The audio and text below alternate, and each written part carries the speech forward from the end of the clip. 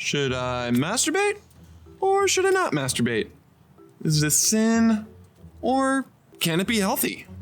Christians disagree about these questions and it can be hard to know what to believe. So today you will learn how to think about masturbation and whether or not it's right for you. Let's go. Hey, my name is Drew Boa here at Husband Material, where I help Christian men quit porn. And today we're talking about masturbation. Masturbation is just sexual self-stimulation. So instead of somebody else stimulating you with their body and a relationship, it's contained. It's you on your own stimulating yourself with your own body. And if I'm an expert in anything, I kind of feel like it's masturbation. And not just because I've had years of experience, even though that sounds weird. Ultimately, it's because of my research. I had people tell me, masturbation is fine, it's healthy, just don't do it too much. And other people tell me, masturbation is from the devil, cut it out of your life. And I was like, okay, who should I believe? So in grad school, while I was doing my own research on sexual development and Christ-like sexuality, I looked at all the theology, all the psychology, spiritual formation, and brain science. And I examined all the arguments for masturbation and against masturbation, and this is what I found. It's not black or white. This issue is complex, and Christians disagree about it. There's no one Bible verse that talks about masturbation and sets the record straight. And yet, it is very straightforward. It's simple. And so, I have good news for you today. If you're confused about masturbation and you're wondering, is it always sinful? Can it be healthy? Today, you will learn 6 myths about masturbation, 3 truths to hold on to, and my number 1 tip for what you should do about it. You ready? Myth number 1. Masturbation is always evil. This is just not true. When I was in college beginning to get freedom from masturbation, I would go 1 month or 2 months without doing it. And then I'd be at the gym working out, doing my core workouts, doing an ab exercise, going 1, 2, 3, and begin to feel my body get sexually excited. There was no fantasy involved. There was no lust involved. I was just doing my reps. And by the end of it, I would ejaculate in my pants. And I know that's pretty graphic for some of you. And it illustrates, though, masturbation is not always evil. I was technically stimulating myself. I was intentional. I knew what was happening. And yet there was no lust involved. And I believe there was no sin involved. Myth number 2, masturbation is not always good either. For me personally, masturbation led to objectification, addiction, and even erectile dysfunction. When I first discovered it, I remember I was swimming in a pool and I had this strange feeling come over my body. It was stimulating. It was kind of exciting. And it was strange too. So when I got into bed that night, I explored it and had this huge reaction. And I was like, what is this? I kind of felt guilty about it, ashamed about it. My parents had never talked to me about it. Found out it was masturbation. And I didn't want to talk to my parents about it, but I called my aunt. You know, like the cool aunt who can answer your questions and give you advice with a little bit of distance.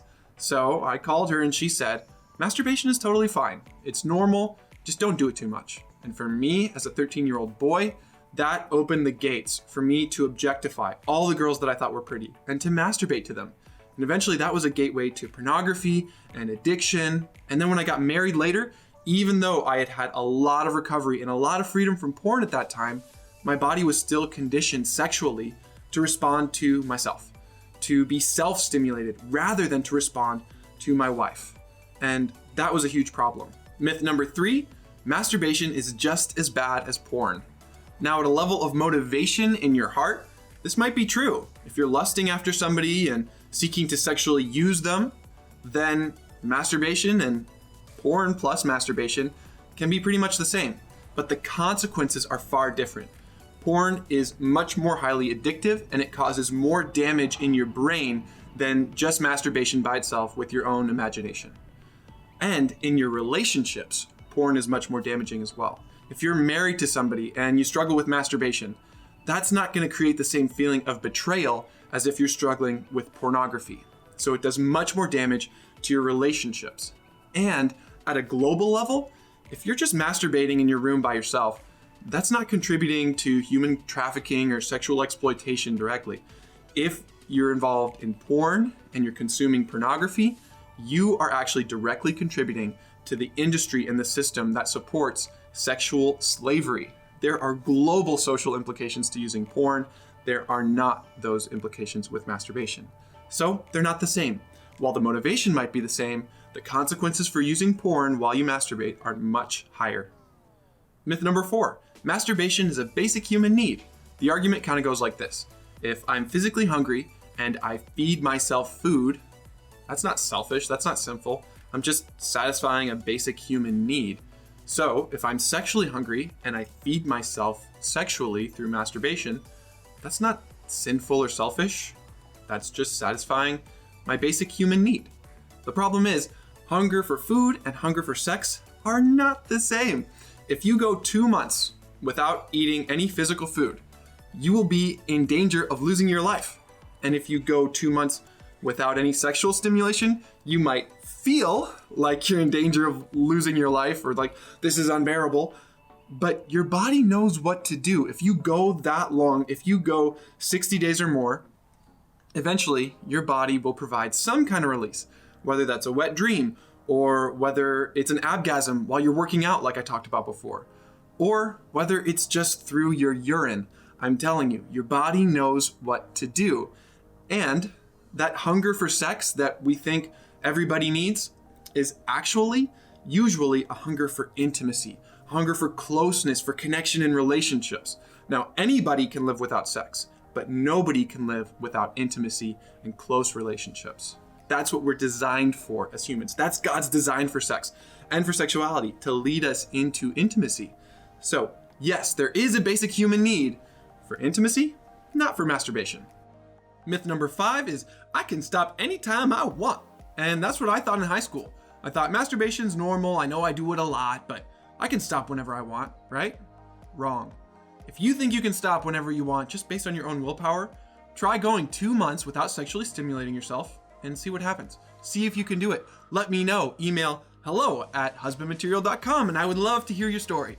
Myth number 6, I will be fine once I get married. We have this idea of marriage as a sexual outlet. Like, okay, once I get married, then all my sexual desires will be satisfied, and I'll have an outlet for all my urges, and I'll have a release for all my sexual desires. No, you will not. That's not how a relationship works. When I got married, I didn't realize, especially if you have babies, there will be months with 0 sexual stimulation, with no outlet for an orgasm, and you are going to feel the urge to masturbate as a married person. I don't know if anyone's ever told you that before, but it will come up. Marriage will not solve the problem. So let me set the record straight about these 6 myths. Masturbation is not always evil. It's not always good either. It's not just as bad as porn in terms of the consequences, and it's not a basic human need. You can't stop anytime you want, and marriage is not going to solve it. So I've deconstructed a lot for you. Now, what can you hold on to? I want to give you 3 truths.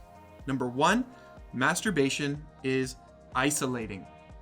It requires no relationship. There is no intimacy involved. You're by yourself. You're on your own. And that is a setup for addiction. Isolation fuels addiction. Intimacy fuels freedom. And intimacy is what sex and sexuality are all about. Isolation is what the enemy wants. It feeds secrecy. It feeds lies. It feeds depression and anxiety, and ultimately, self-hatred. Masturbation is isolating. Truth number 2, masturbation is immediate. It requires no work. There's no delay involved. It's immediate gratification. You can have it anytime you want, whenever you want.